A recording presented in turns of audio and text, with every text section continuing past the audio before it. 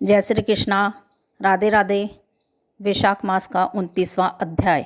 प्राचीन समय में कश्मीर में देवव्रत नाम का एक ब्राह्मण था। उसकी मालिनी नाम की एक पुत्री हुई। वह कन्या उसकी सत्यशील नाम वाले विद्वान ब्राह्मण को ब्याई गई। वह उसके साथ विवाह करके अपने साथ यवन देश में चला गया। वह मालिनी अत्यंत दुष्टा थी। वह रूप यौवन वाली कभी अपने पति की प्रिय नहीं हुई। वह निष्ठुर सदैव अपने पति से द्वेष रखती थी।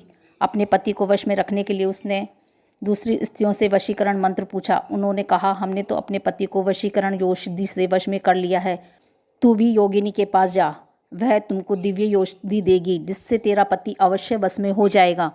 उनके कथनानुसार वह योगिनी के मंदिर में गई, जहाँ पर कुटी में 100 स्तंभ बने हुए थे। इस प्रकार उस मालिनी ने वहां पहुंच मन को शोभ कराने वाले मंत्रों के लिए प्रार्थना की। फिर उसने हीरा जड़ी हुई स्वर्ण की अंगूठी उस योगिनी को भेंट की। योगिनी पति के अपमान से दुखी हृदय जानकर कहने लगी कि ये रक्षा चूर्ण तुमको देती हूँ, ये संपूर्ण प्राणियों को वश में करने वाला है। यह चूर्ण अपने पति को देकर उसकी ग्रीवा की रक्षा करना, तेरा पति तेरे वश में हो जाएगा। तेरे बुरे चरित्रों को देखकर भी तुमको कुछ नया कहेगा। वह चूर्ण को लेकर घर आई और संध्या समय दूध में मिलाकर अपने पति को दिया। उस चूर्ण को पीने से उसको क्षय रोग हो गया और वह दिनों दिन क्षयी होता चला गया तथा उसके गुह स्थान में कीड़े पड़ गए। जब उसके पति की ऐसी दशा हो गई तो वह इच्छापूर्वक विचरने लगी। तब उसका पति पीड़ा के मारे त्राही त्राही पुकारने लगा और कहने लगा कि मैं तेरी शरण में हूँ, तू मेरी रक्षा कर। मैं कभी पर स्त्री की इच्छा नहीं करता, तेरा दास हूँ, मेरी रक्षा कर। अपने पति की ऐसी दशा देखकर वह बहुत घबराई और सोचने लगी कि यदि यह मर गया तो मैं सब श्रृंगारों से विहीन हो जाऊंगी। ऐसा सोचकर वह फिर योगिनी के पास गई और उससे सब वृत्तांत कहा। तब उसने पहली औषधि का दाह शांत करने के लिए दूसरी औषधि दी। उसको पान करते ही उसका पति स्वस्थ हो गया। तब से उसका पति घर में ही रहता और उसके वशीभूत हो गया। घर के काम के बहाने और कई व्यभिचारी तथा कामी उसके घर आते रहते, परंतु उसको अपनी पत्नी के आगे कुछ भी कहने की शक्ति न थी। इसी पाप के कारण उसके सारे शरीर में कीड़े पड़ गए और उस मालिनी के कान, आँख और जिह्वा में छेद हो गए। उसके स्तन कट गए, उंगलियां गलने लगी, पैरों से लूली हो गई और ऐसे कष्ट भोगकर कुछ दिन पश्चात दुखी होकर मर गई और नरक भोगने लगी। 15,000 वर्ष तक ताम्रभान नामक नरक में दग्ध होती रही। फिर 100 जन्म तक कुत्ते की योनि में पड़ी रही। देव योग से जब कर्म फल पूरा हो गया तो वैशाख मास में संक्रांति में शुक्ल पक्ष की द्वादशी के दिन पद्म बंधु का पुत्र नदी में स्नान कर पवित्र हो गीले वस्त्रों से ही घर आया। वहां पर तुलसी वृक्ष के पास उसने पैर धोए। उस स्तंभ के नीचे वह कुतिया सो रही थी। सूर्योदय से पहले वह कुतिया उस चरण धोए जल में लेट गई, जिससे उसके पाप तत्काल नष्ट हो गए और पूर्व जन्म के सब पाप कर्मों की याद हो गई।